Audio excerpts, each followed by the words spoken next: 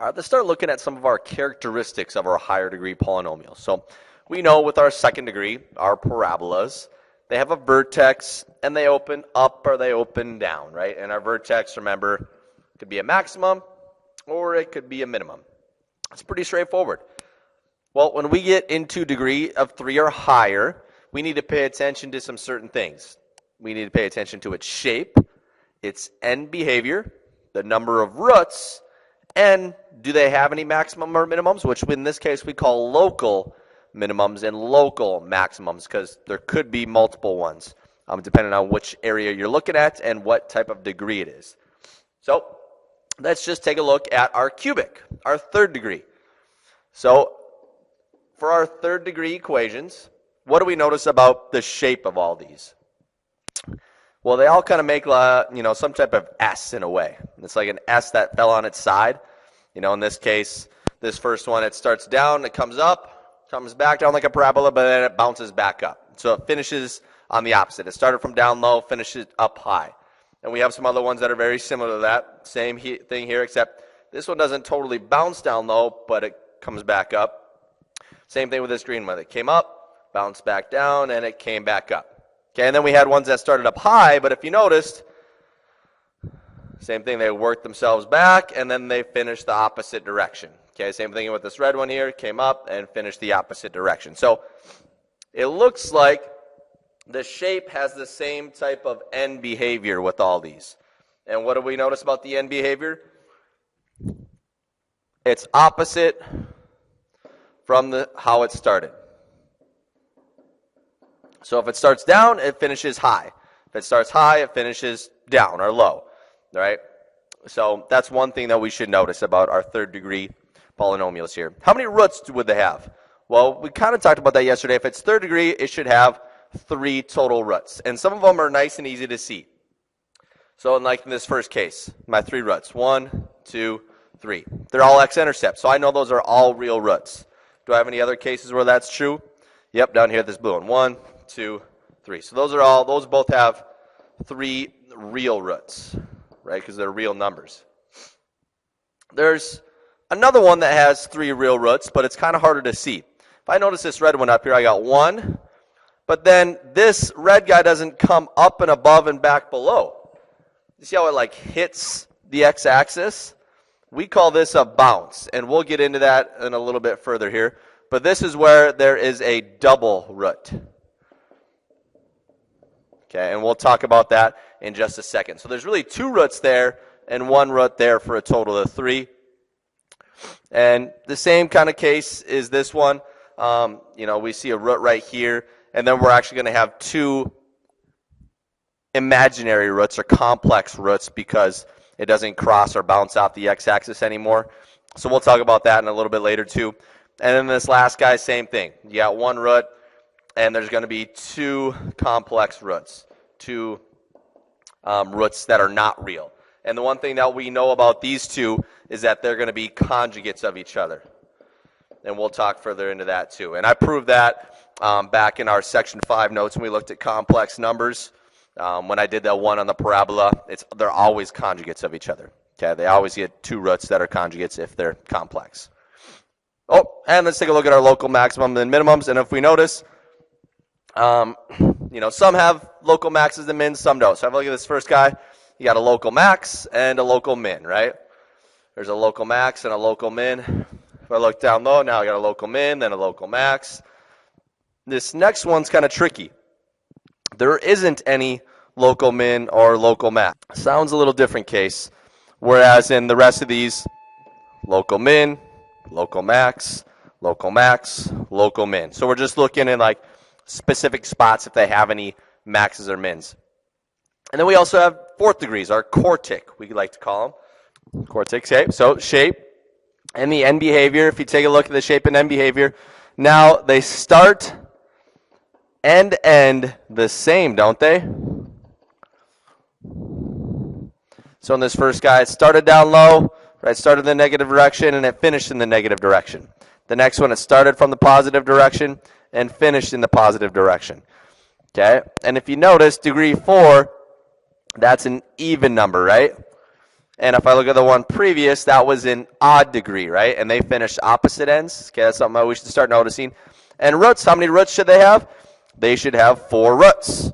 Well, let's look at the obvious ones that have 4 roots. Down at this green one, 1, 2, 3, 4. They're all real, all x-intercepts. Do I have any other of those cases? Yeah, this red one, 1, 2, 3, 4. Nice. Okay, what about these top 2 guys? This orange one. If we notice it has a bounce, so that's going to be a double root, which we'll talk about in just a second, and another bounce, right? So that's another double root. So 2 roots here, 2 roots here, for a total of 4 roots. Same thing with this purple one. We got a bounce, that's a double root, so 2 there, 1 here, 1 here, 4 total.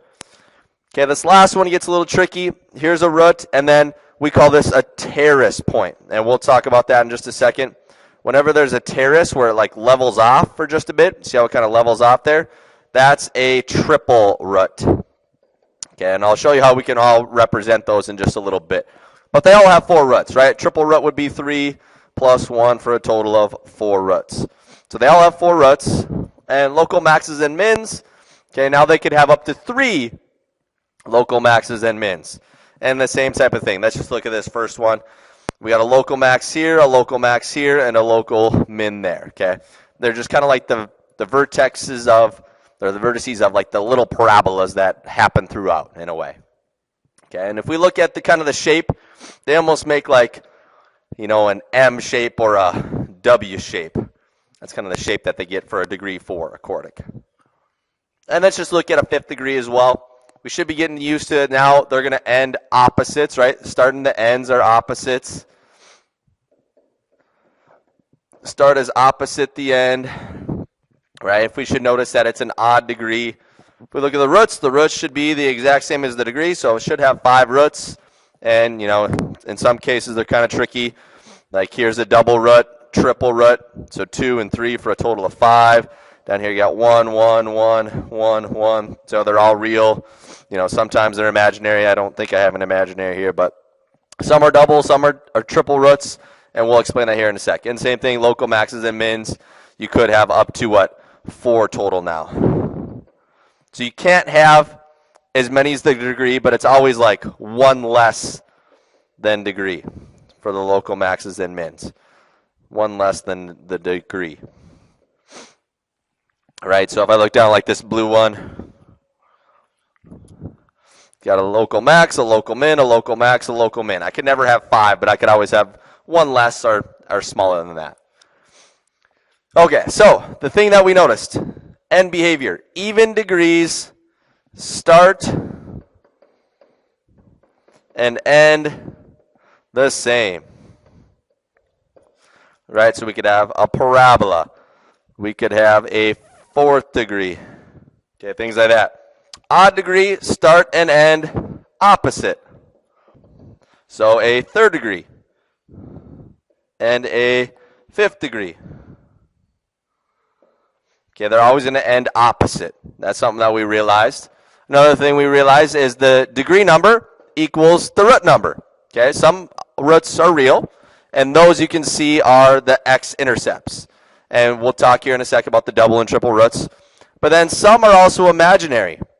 All right, you cannot be seen. They're not x-intercepts. But the nice part is they always occur as conjugate pairs. That's important.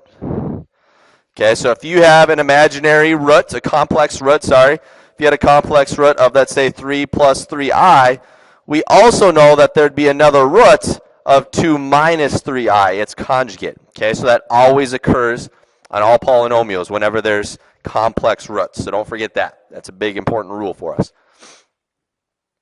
All right, and so like we talked about, there could be double roots. So for double roots, we want to look for bounces. Look for bounces. So for example, you know, I don't know the scale factor in this case, but if I wanted to write the factored form, I notice it has a root at 2, so I could say x minus 2. And then it has a double root at 5 here, or a bounce. So I'd say x minus 5 and another x minus 5, or I could write it as x minus 5 squared, right? So a total of 3 roots because this would be a degree 3.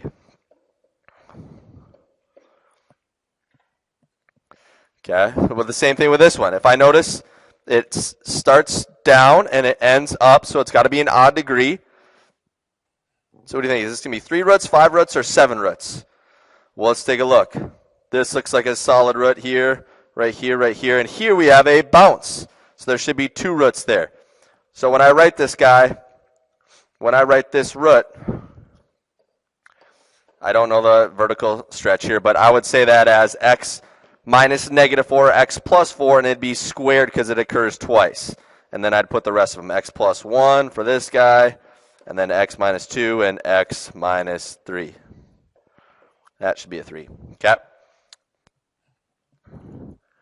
And then there's also triple roots, right? That's where we're looking for terrace points. Okay, so bounces for double, terrace for triple. So if I look at this left one, here we have a bounce. So there's 2 roots. And here is a terrace point, right? So there's 3 roots there. And there's no other spots that it crosses.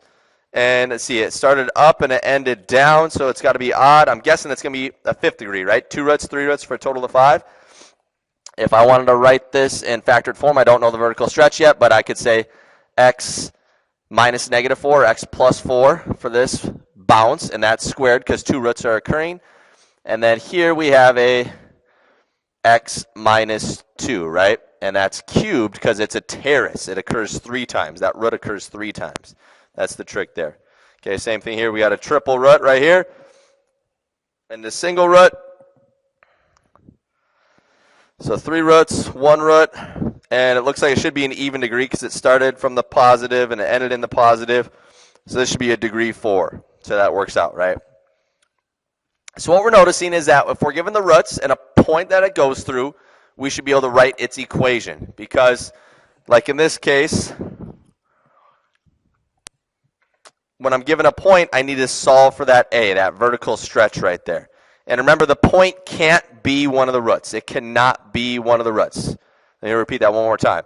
The point you plug in cannot be one of the roots when it's in factored form. If you're in vertex form, that's totally fine, or in general form, but not when you're in factored form. And then what are the connection between the roots and the factors? Those should also be the same, right? The number of factors and the number of roots should always be the same. And they should also match what? The number of the degree as well. Okay, those are all the same. The number of factors, the number of roots, the number of the degree, they're all the same. So let's write an equation. So we say y equals, always account for the vertical stretch. I'm going to leave the a there since we don't know it yet. And roots of 3, so I'd say x minus 3. A root of 1, so x minus 1. And a root of 4, negative 4, so x minus negative 4, which is really x plus 4. Okay, it doesn't say that any of them occur double or a triple root, so they're just like that. And then to find what the a is, we have to plug in a point that's not a root.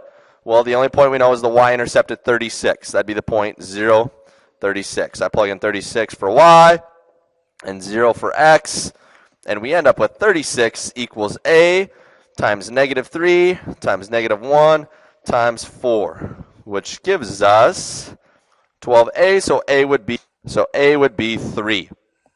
So all I would do is replace the a with 3, and there's my equation right there. If I wanted it in general form, I would expand that whole thing out. Okay, but we'll do that on the next one. And just like we talked about previously, if you have a complex root, know that the conjugate of that is also a root. Okay, so the conjugate is also the root. That's something important. Let's do one of those just so we get that down. So if I look at this case here, write the equation in general form. So we're going to expand it out at the end here. So I should say y equals a, and then our roots. So we have a root of 3, so x minus 3, and a root of 4 plus 2i. Well, 4 plus 2i, how does that work? We always write x minus the root, 4 plus 2i. But I also should have its conjugate as well, so 4 minus 2i. So even though they don't tell you, that's also one of the roots. It's always one of the conjugates. So I'd say x minus 4 minus 2i as well. Okay, in this case, I don't know any other points on there, so I can't even solve for the a. So we're just going to assume that a is 1 in this case. So now I'll say y equals So I got x minus 3, and I'm going to simplify this. So I got minus 4 minus 2i. So I got x minus 4 minus 2i, and then I got x minus 4 plus 2i. And then I got a long distributive process here. So